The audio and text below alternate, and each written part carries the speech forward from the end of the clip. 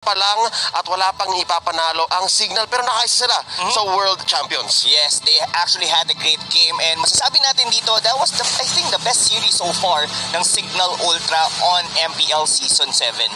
But as we stand, NXP nahihirapan din. We'll see how they will catch up.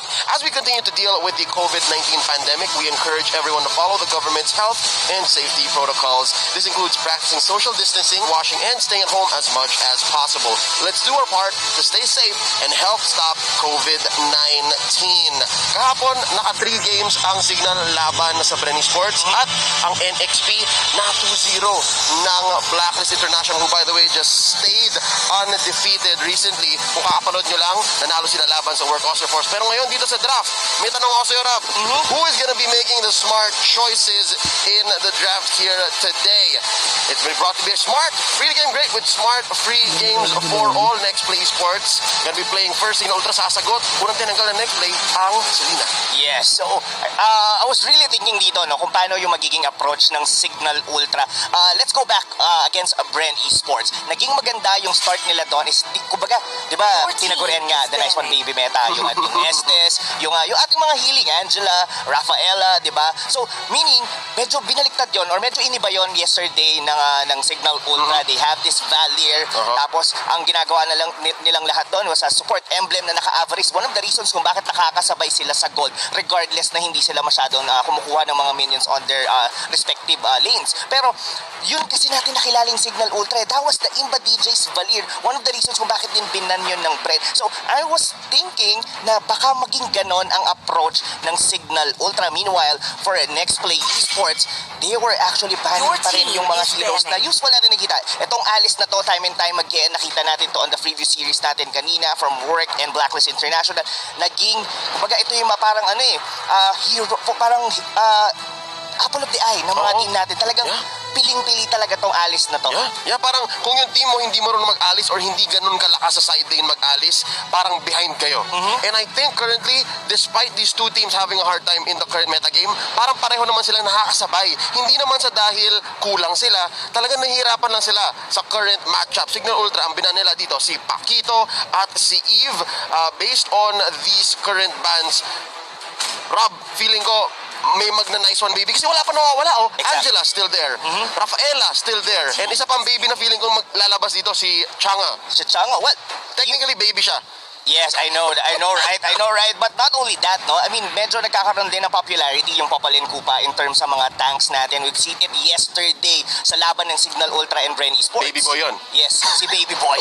Si Baby Boy. Pero kung titignan mo dito, no, the way nagbaban dito ang Cignal Ultra is more on,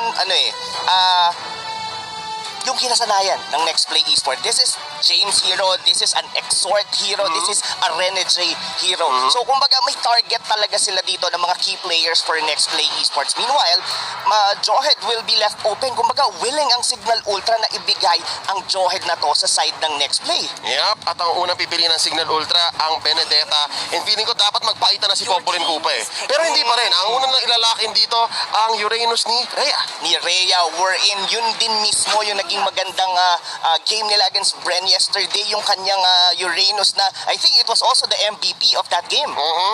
Na kahit saan siya mapa team fight man o mapa split push, ramdam na ramdam ng kalaban, ramdam ng Bren Esports. But now, Next Play Esports, una lang pipiliin dito sa pagbabalik ay ang Lunox. Easy pick yan, parang Exhort.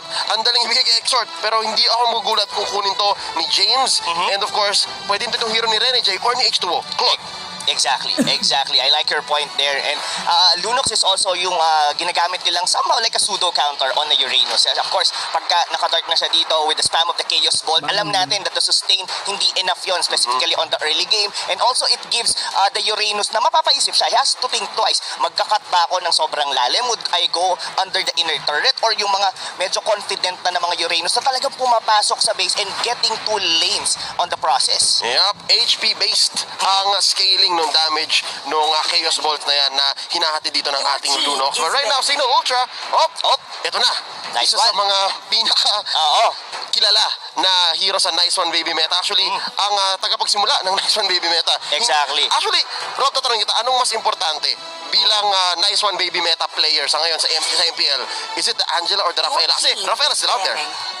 For me, I would still go for the Rafaela. Pero kasi, pwede nating sabihin, if you were actually going out with the Rafaela, medyo sabihin na natin pwede mong basahin. Kasi most of the time, Rafaela would be Your paired team into a is marksman. So, somehow, medyo mababasa mo na they would go with it. Kaso, ang problema lang, kahit alam mo na yun yung gagawin nila, it's still hard to counter. Nakita natin yan earlier on the series, yung Estes and Rafaela na combination ng Blacklist International. Meanwhile, for Angela, ang maganda naman sa kanya, it's more on mobility. Kumbaga, you just have to find your position to be able to use yung hard guard mo effectively na hindi ka basta-basta makukuha sa likod or some other things. I think yesterday there was an Hayabusa play na talagang pinipick off niya lang yung Angela sa likod. I think it was also the same game, Cignal and Brendan yun. Yep, worth it siya kumbaga. Worth it siya sa case na yun. But right now, ang naisip ko dito kaya Angela ang unang kinuha ng Cignal Ultra is because of their core player si Janus na magaling din mag-Lancelot. Kung may Carl Tusok, may Janus Tusok. Okay? Yeah. But again, this could also be a jungle Benedetta. But looking at the bans, Ling and Esmeralda, binana ng Cignal Ultra, Next Play Esports, Harit at Farsa na mga hero ni Aqua Boy. Unang pick dito ang Cignal Ultra. Rob, you think they should secure the core already para mailabas na kung side lane Benedetta nga ba to? Anong kailangan kunin ng Cignal?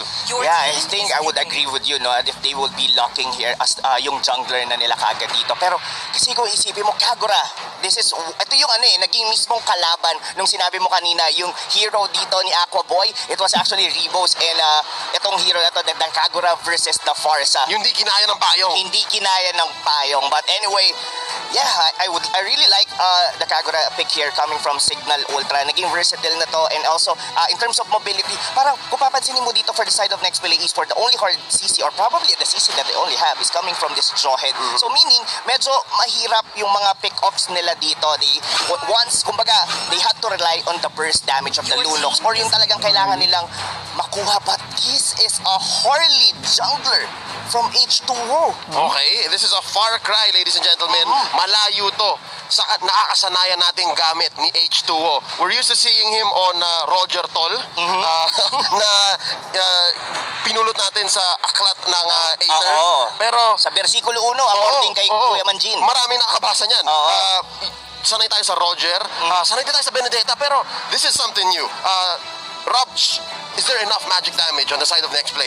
Indeed, yeah, definitely enough magic damage. And the only thing na gusto ko dito with the side of Next Play, they could potentially get an pick up dito. Itong Angelan to, medyo kailangan mag-ingat-ingat talaga to sa early game. And even this Benedetta with the deadly magic, ang maganda kasi dito sa isang Harley is that yung early game prowess niya talaga, parang malalampasan mo lahat Parang ito, hihintayin mo lang tong plot, parang pahihinugin mo lang. Look at that doggy. Medyo, I think they're really on fire ngayon, no? Kumbaga, ito na talaga yung ending the drought Kumbaga, both of the teams, they need the win, pero I'm feeling that Next Play, medyo maganda ang aura nila doon sa kanilang bootcamp. Yep, uhaw na uhaw para sa panalo ang parehong teams na to.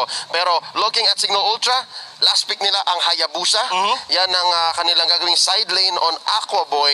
And yeah, I think what Next Play Esports is going to try to do is gagamitin nila yung Harley ni H2O para mag-early engage. Magiging defensive ang paggamit ng hard guard. Totoo yan. And for this one, no, kumbaga yung tempo manggagaling talaga from Next Play Esports. It's all about Cignal Ultra helping, kumbaga, kailangan nila somehow i-prolong. Sabihin na natin, may mga maganda naman yung mobility nila dito, hindi sila basta-basta mapipick off. Pero kasi yung burst damage dito, Harley, I think, is this the first time na nagkaroon tayo ng Harley here on Season 7?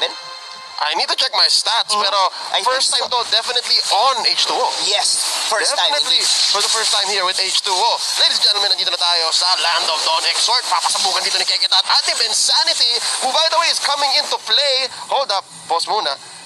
Bensanity coming in from the sidelines. Oh, yeah. Hindi natin masyado napansin yun, no? Na medyo napalitan yung isang player. But Bensanity once again going back onto the main five.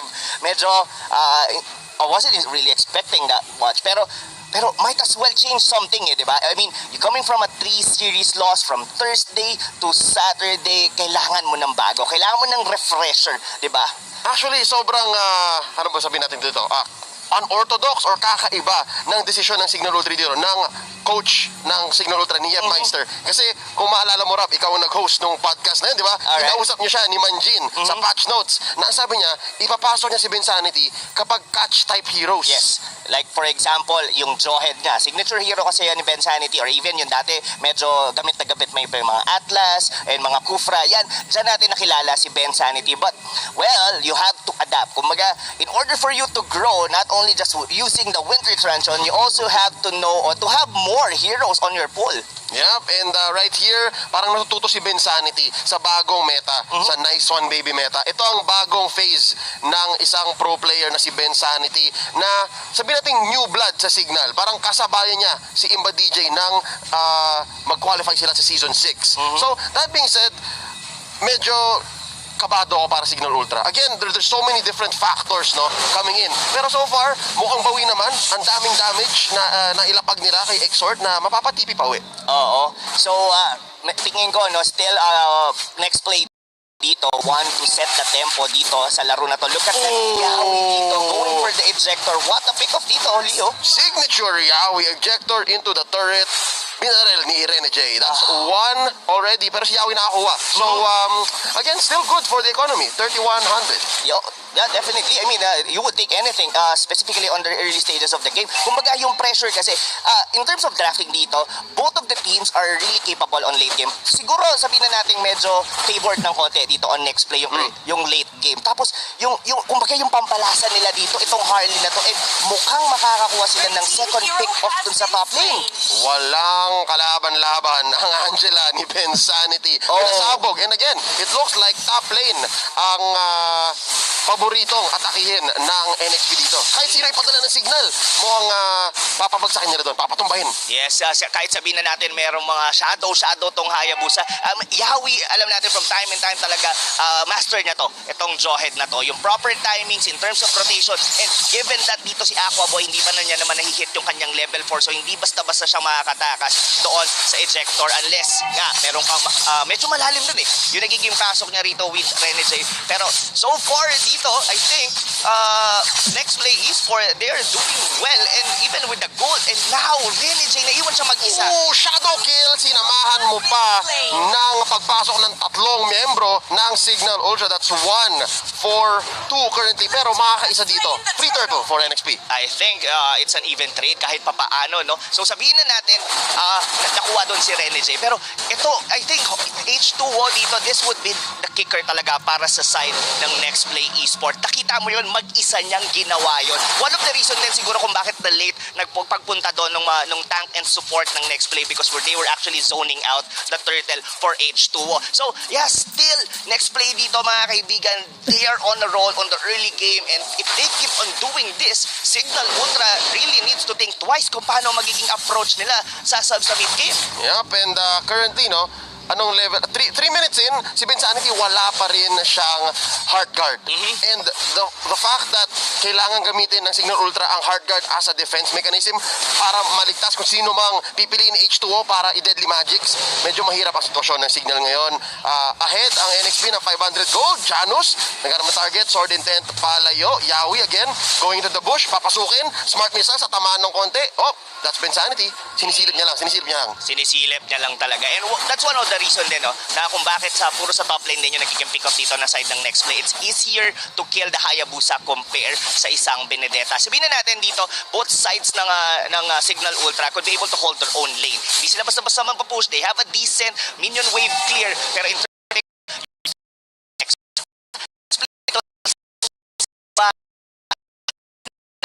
wala sa position. And I like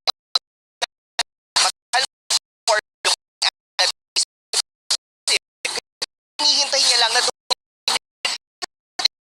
pero kasi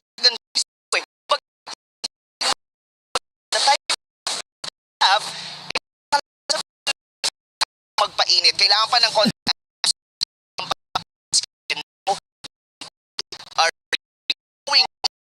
the jungler dito ng Cignal Ultra. Yawi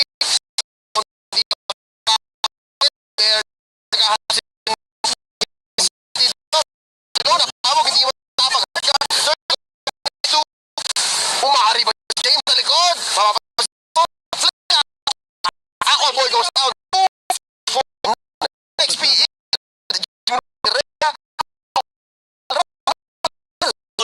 next is watch the vlog. Naramdam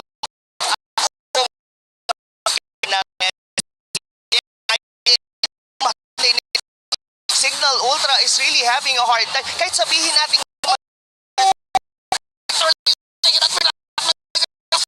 ano ginamit na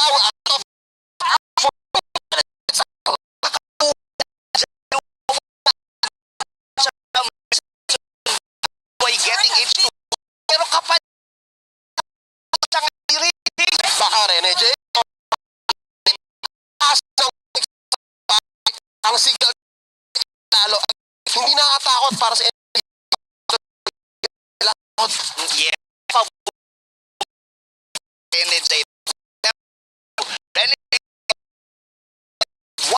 Hayabusa pero hindi nila makita yung groove nila dito, Leo. Para hindi yung mga turtle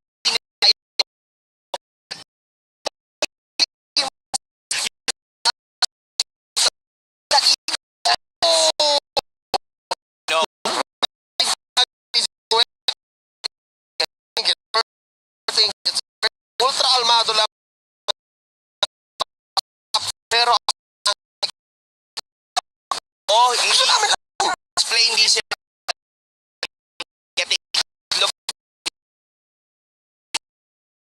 right now they just pick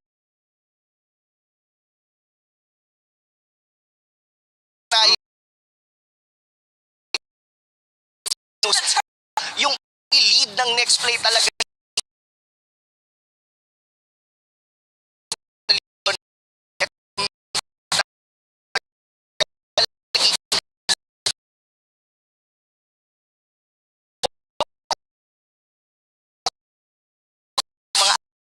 yung mga member Cignal Ultra papasukan pero hindi mangyayari guard another kick goes unless bigla ejector hard dito we're gonna go for the purple talaga men feeling ko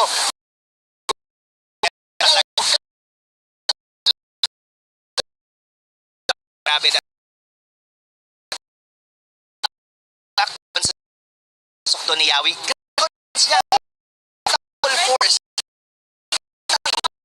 even with the three with Ben Sanity he doesn't tangkihin as long as may support dito from the ng teams siya dun sa kanan mas maganda pagpasok ng front lines ng NXP at sino yung front line na yun Rob?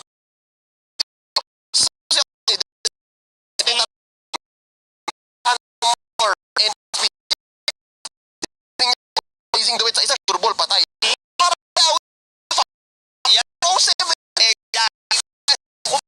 na hindi sa kanya even missile and just in nabubura Cignal on Leo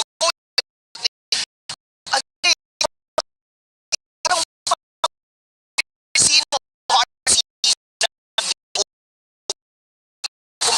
para mong pakukuluan yun patata control ang maguluhan lang yung isa laban sa Brenis dito sa mag-ML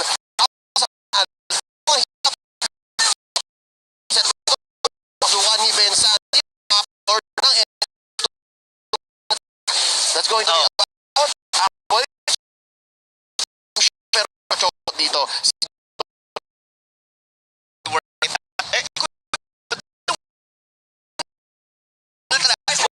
sword yung Lord might actually see actually itong isang nag-iisang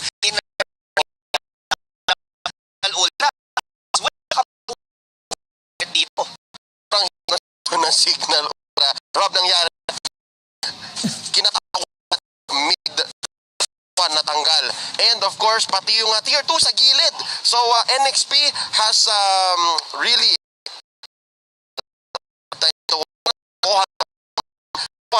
I think walang damage ng war. At least 2 o 3 magkasama ang NXP.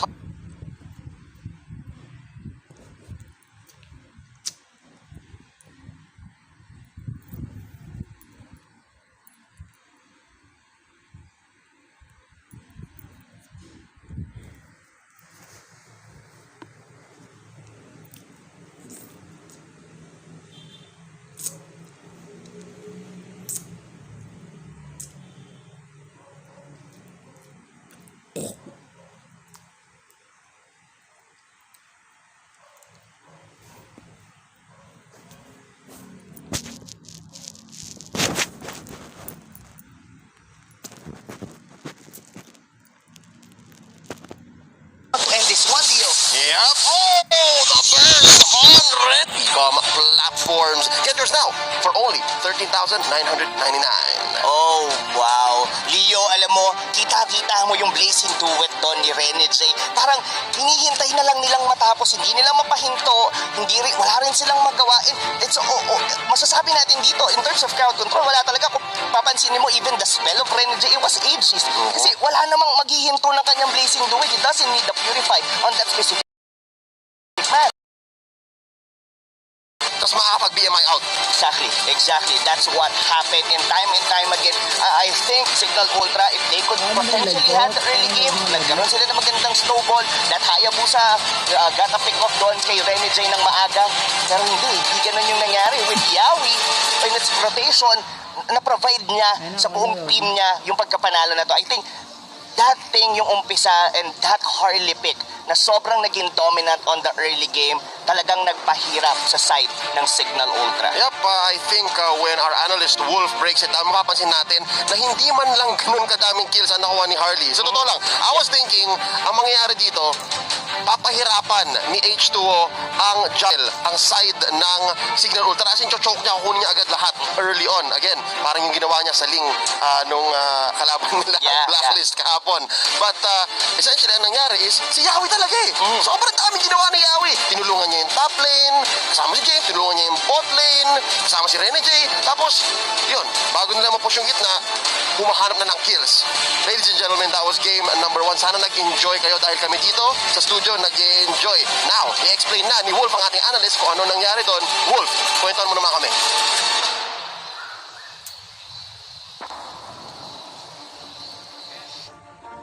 Thank you so much, casters. What a wonderful start para sa NXP as they are starting to recover from a slump at pinakitaan tayo ng kakaibang galawan or at least comfort coming out from NXP. My name is Wolf, your analyst, and let's talk about game number 1. The following post-game statistics are brought to you by Smart, the official tournamental co-partner of the MPL.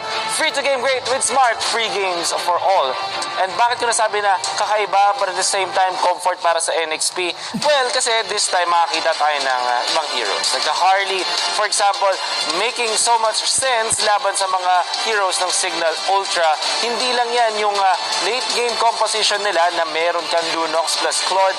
Imagine kung hindi ganun ka-dominant para sa NXP, may sagot pa rin sila para sa Cignal Ultra in the latter stages of the game. Ngayon, ang pinaka-comfort na nakita natin was coming out from Yawi, 4, 1, and 8. So, in total, 12 out of 15 ay ang kanyang kill participation. Pero honestly, kahit panong simula pa lang, halos 95% ang kanyang kill participation. Looking at Yawi and his performance na Joed, ito talaga yung kailangan nating tignan all throughout this match. Honestly, the real reason kung bakit sobrang dominant ng NXP in this particular game, dalawa. Una ay binigyan nila ng hero si Yawi na magiging comfortable siya. Pangalawa was because of the fact na overall, ito yung strategy na talaga talagang nag-work para sa NXP, which is to just go for the kills. And later on, we'll find out sa highlights kung ano mangyari. But for now, I want you to be reminded na meron po tayong live watching rewards for all of the viewers out there. Every time na mamupunta dito sa post-game analysis segment, we're gonna be showing you a QR code and a link para sa live watching rewards. The first 30,000 entries ay may chance makapanalo ng isang skin worth 599 diamonds. So kung ako sa inyo, smali na. And that's all about the highlights, of course, brought to you by Smart, the official tournament telco partner of the MPL. Free to game great with Smart, free games for all. For NXP, look at Yawi. Yung unang dalawang kills actually mapupunta sa kanya, the first blood and the second one for NXP. Eventually, aabot siya sa point na 4-0 and 5 tapos 11 kills yung NXP. Tumating ka sa 4-0-7 tapos 12 kills yung NXP. Ano ibig sabihin nun? Kill participation of the charts. Yawi, dun sa may backline sa turtle take na to, tignan naman yung isolation na nagawa ng NXP just by one hero. Hindi pa nahuli si H2O kaya kahit pa yung Cignal ay makapwesto bilang 5, kulang na rin sila ng damage output, pati na rin ang kanilang formation na debunk ng NXP. Lalong-lalo na sa aggressiveness ni Yawi at pati na rin dun sa lapo-lapo ni James. We're gonna see another initiation from Yawi getting another kill for the team. And eventually, si Janos ay mapapa-dive sa likod. Kasi nga naman naging aggressive. Sila kailangan kumuha ng extra kills. But Yawi was still all over the place. Sa lahat ng highlights na to, nakikita mo si Yawi. So this is well played coming out from Yawi. But at the same time, yung Cignal Ultra, hinayaan nilang makuha yung Jawhead nang walang magandang trade-off. Honestly, kung isipin, pwede na siguro dahil meron silang Benedetta, nakakuha sila din ng Angela. Pero overall, I mean, para sa NXP, sobrang comfortable ng kanilang Jawhead. Unstoppable at this point. Wala tayong nakitang mga heroes na pwedeng bumigil sa aggression na makikita natin coming out of this Jawhead. And so many times in this particular post-game analysis, ang daming beses ko nasabi yung Jawhead. Pero ang MVP, when it comes to the stats, is Rene J. The MVP of the game was brought to you by Smart, the official tournament telco partner of the MPL. Break through your own limits, rise above, and be free to game great with free games for all. Bakit din MVP performance coming out from Rene J? 80% kill participation, 2-1 and 10. In fact, yung damage dealt niya ay 39,000 and objective damage overall 15k. So ano ba yung mga implications sa mga stats na nakita natin from Rene J? Una ay nakontrol niya yung mapa. Pangalawa, yung lane niya ay tamang-tama yung resulta because of the help of his teammates. Nakakuha din siya ng farm na maganda using that gold and transforming it into damage. All I'm trying to say is, kapag binigyan ng farm si Rene J, gamit ang Claude na may sagot sa lahat ng heroes ng Cignal Ultra, nako-convert niya yung farm na ginawa niya into actual in-game impact. Kaya nga naman din, napaka-komportable ng NXP Ultra this game. Everybody stepped up, including James, pati na rin yung overall, pati na rin si Lapu-Lapu, which also allowed NXP to just take over this game. What a wonderful start para sa recovery ng NXP. Tingnan natin kung Cignal Ultra naman ay makakahanap ng kanilang own path to recovery. Let's see and let's get back to the desk. Maraming salamat, Wolf. Thank you so much for breaking down that game. Isa lang ang reaction ko dyan at mukhang pareho kami ni Rob. Baka Rene J ito. Ladies and gentlemen, welcome back to the desk. We're bringing you game 2 for this matchup, NXP versus Cignal. Now, after that breakdown, in-explain ni Wolf kung bakit nga ba gumana ng napakaganda ang lineup ng next play. Almost perfect execution. Sobrang na-enable ang Claude ni Rene J. But Rob, what can Cignal Ultra do para makabawi, para maipilit ang game number 3? Yeah, I like what yung discussion natin or off-cam nung nag-explain din sa probably the Papaling Kupat would work on the side ng Cignal Ultra, but we have to see kung paano magiging approach na sa banning. Yep, that would have been the smart choice, but the question is, who will make smart choices in the draft coming up next, mga kaibigan? Brought to you by Smart, the official tournament telco partner of the MPL. Free to game great with Smart, free games for all. Hindi mahirap isipin na magpopopolin kupa ang Cignal Ultra nung game number 1 dahil alam natin meron silang ganun. Magaling gumamit ng popolin kupa ang Cignal Ultra dahil ibinangganan nila ito sa Bren yesterday. But here in game number 2, sila ang mangunguna, Cignal Ultra. First ban, Eve and Benedetta. Next play, sila naman ang magtatanggal ng Johed at Matilda, knowing na naglalaro si Vinsanity. Yes.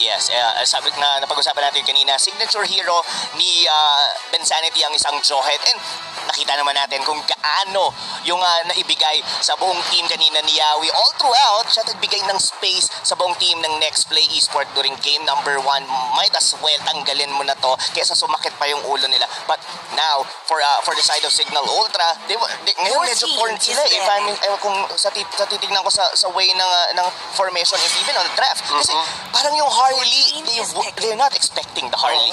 But the Harley, ladies and gentlemen, is a pick that is super effective kung ipapasok mo siya sa tamang lineup. Again, ang bahay ng Harley talaga yung last 2 picks. Kasi kailangan mo i-set up yung magic damage, tapos kailangan mo i-set up yung aggression mo. Na okay na okay kang mag-phantom core, ibig sabihin yung pangalawang core. Pero ngayon dito, Next Play Esports, ang huling ban nila, Pakito, Cignal Ultra, huling ban nila, Popol and Kupa. So siguro, ang Cignal Ultra dito, ayaw lang nila ng mga kakaibang strats. Feeling ko, ito yung game na bibiglain nila ang Next Play Esports. Rob, your thoughts? Ang iniisip ko dito for the side of Cignal Ultra, they would want to get that Uranus once again, or probably the Alice might actually work for them right now since na-open siya ngayon. And we've seen teams na talagang pinaprioritize din to. But si Lina, well, I guess this is a much better pick for Cignal Ultra. Kumbaga, kung kanina medyo passive yung kanilang mga support, this time around, sila yung gusto nilang gumawa ng tempo at ng pacing ng laro na to. Rob, ito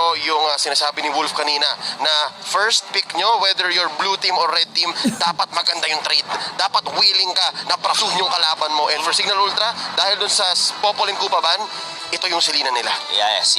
But still, this Claude is still gonna be open para sa side dito ng next play. The question is, will they do the same strategy during game number 1?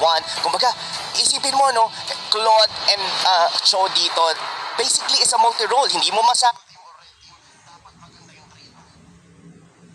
is this gonna be a tank for Yawi, or is this Claude na to gagamitin ba ni H2, or still side lane for Rene J? Yeah, very strong flex picks. So, sa next play, pwede natin sabihin silang may flex play. Yeah, exactly. I mean, even the 2 heroes, that's what you could say it's a Rene J hero. Yeah. Diba? So, now, for Cignal Ultra, they just have to play kung ano talaga yung Kumbaga, wag na muna silang mag-deny pick, wag na muna silang mag-counter. Open lang. I-open lang nila, kumbaga, laruin nila yung talagang gameplay nila. We've seen that work against Bren Esports. Even I think the Valier might actually work for them.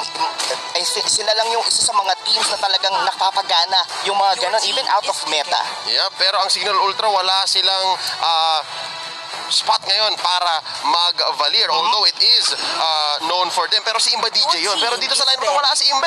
Wala si DJ. Wala yung pinapaborito nating kalmadong kapitan. So, Cignal Ultra, ang trade nila doon ay ang, ito yung sinasabi ko, Uranus and Sylvana na matik lalabas ang Lunox ni Exhort.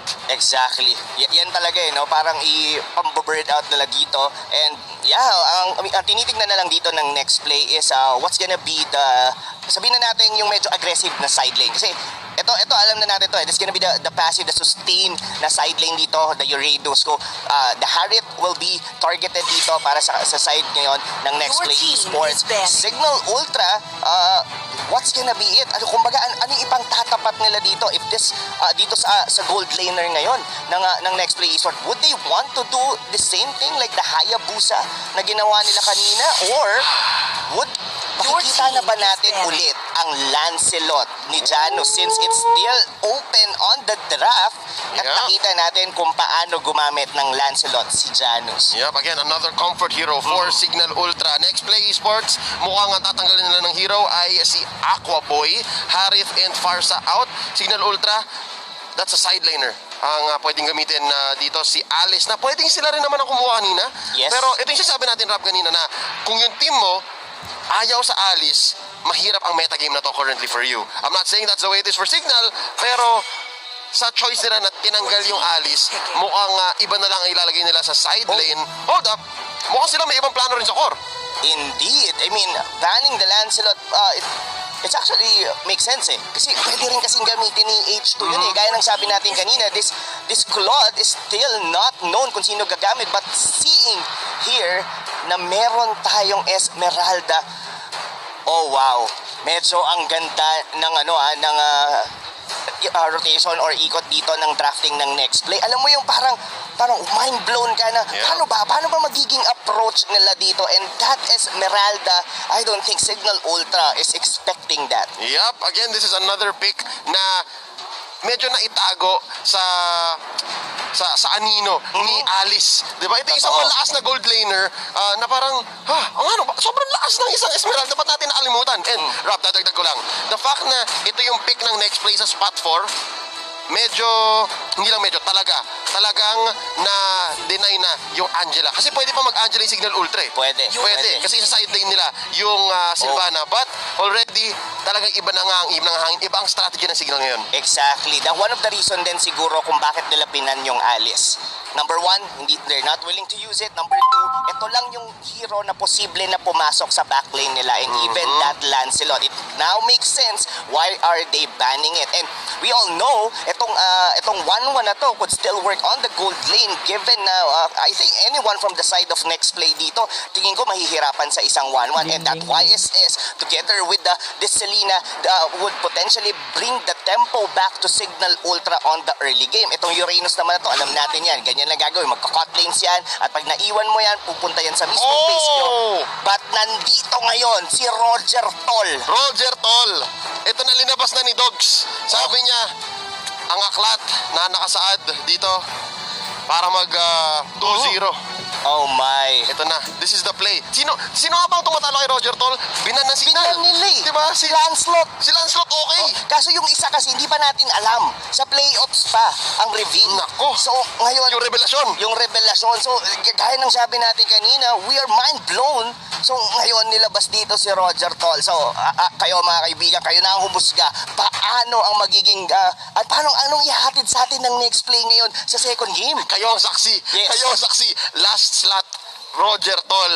Sobrang, sabihin ko lang to, Rob, like, I'm expecting Cignal Ultra to make a comeback dahil sa ultra kalmado gameplay nila. And of course, Bensanity, comfort pick. Actually, medyo comfortable ang draft ng Cignal Ultra. Indeed. Pero ang ganda ng firepower dito ng next play. Oo, I agree with you. And not only that, no, for Cignal Ultra, to be fair, if they could land a very good abyssal arrow coming from KK Dot, I think they could potentially get the early game. Pero that pick, kumbaga sabihin na natin dito for the side of Cignal Ultra, medyo conditional din eh. Yung mga kanilang winning condition, given that sa NXP, alam natin kung paano magro-rotate yung kanilang mga heroes. Yep, actually, dito sa game number 2, welcome to the Land of Dawn.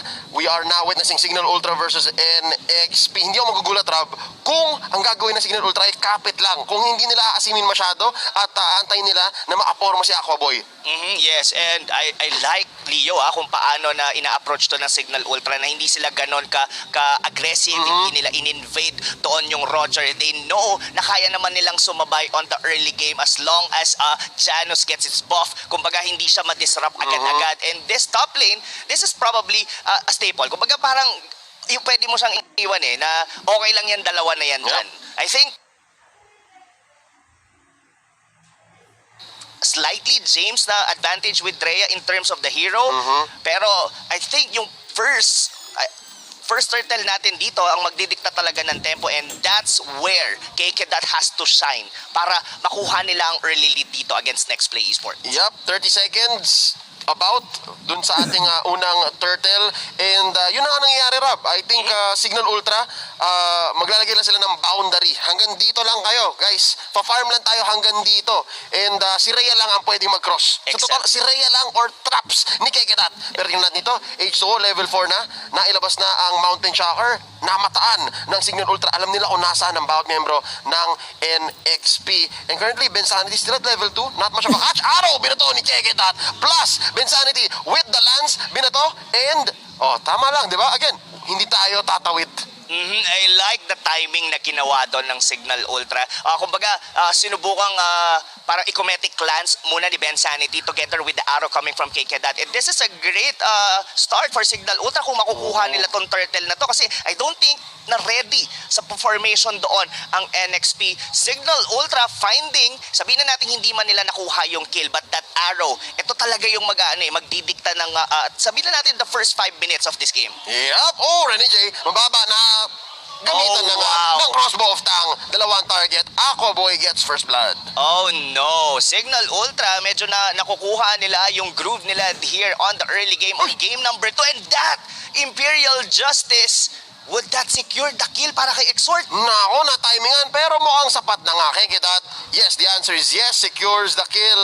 And medyo nagigilang ng konti kay Kidat. Inunahan niya yung abyssal arrow. Grabe.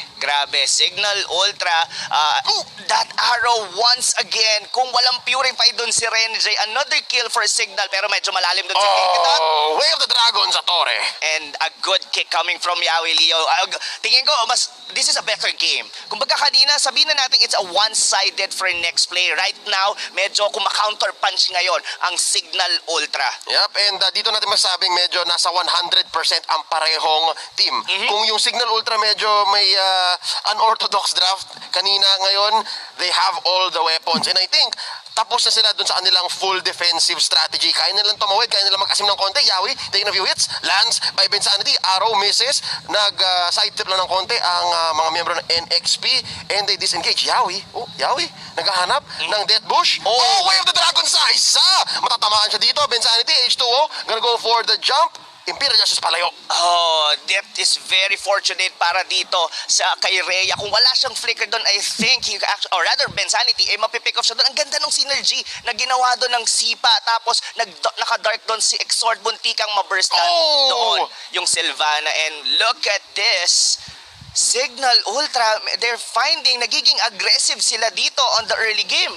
Yep, muntik na nga naawa ni Rhea ng purple buff dito si Roger Toll aka H2O. But now here's second turtle. Turtle number 2, una napunta sa Cignal Ultra ngayon. May ilalaban ba ang NXP? Masastan dito. Aqua Boy gets the turtle. Babagsak dito ngayon si Yawi. And so far, good. Cignal. 2 out of 2 team fights. Yes, and not only that, this is a lineup with 2 marksman, given that this is a 1-1 na nakakakuha ng kills. And we all know na sasabay talaga tong 1-1 na to dito sa mga damage dealer na NXP. Looks like Aqua Boy, maganda ang early game, and even Rhea trying to get the orange buff doon ni H2O. Ginigil dito. Ang daming ult na ginamit ng NXP para talagang matodas si Rhea. But again, Rob, tama ka, sobrang dami. Baka nabuhay pa. They wasted what? An extra 2 or 3 seconds. And ito ang mangyayari dito for the side of next play. If this continues, sabihin naman natin, it's still fair. H2O, hindi pa naman siya namamatay dito. Dire-diretso yung kanyang farm dito. Nagkakaroon sila ng mga trades, a mirror in terms of sa pagbasag ng mga turrets. That top lane might actually go down. Ang ganda ng positioning doon ni Yawi. Talagang inaabangan nila doon si Rhea. Si Rene J, naka-DHS na po yan mga kaibigan. Demon Hunter Sword, hindi na ganun kadali. Ang pagbubuli ni Rhea, but he's gonna get away with it. Rene J goes down. Bibili siya ng Oracle dito, pero 3 ang humahabol sa kanya. Papasok dito sa Torre. Ang daming damage dito. Bensanity gonna go for the protect. Wave the Dragon pa ilalim. H2O gets the kill. Bensanity sabi niya, blackout na tayo. That is a miscalculation coming from the side of next play. Akala nila hindi tutuluyan ni Rhea, and given that wala namang ding execute itong isang Uranus natin na to, and I think Yawi wasn't even aware na kailangan niyang bumack up doon nung nakita lang niya na agad-agad. Yes, indeed. So though they have a trade, nakuha rin naman nila doon si Rhea, that is also a space created para sa side ngayon ng Cignal Ultra. Kaya na-push nila ang bottom lane. Libreng-libre yun. Now, Rene J, makaka-round 2 ba? Nice lands. Nahuli pa nga ng Imperial Justice. Kaya kita, last resort, blazing duet.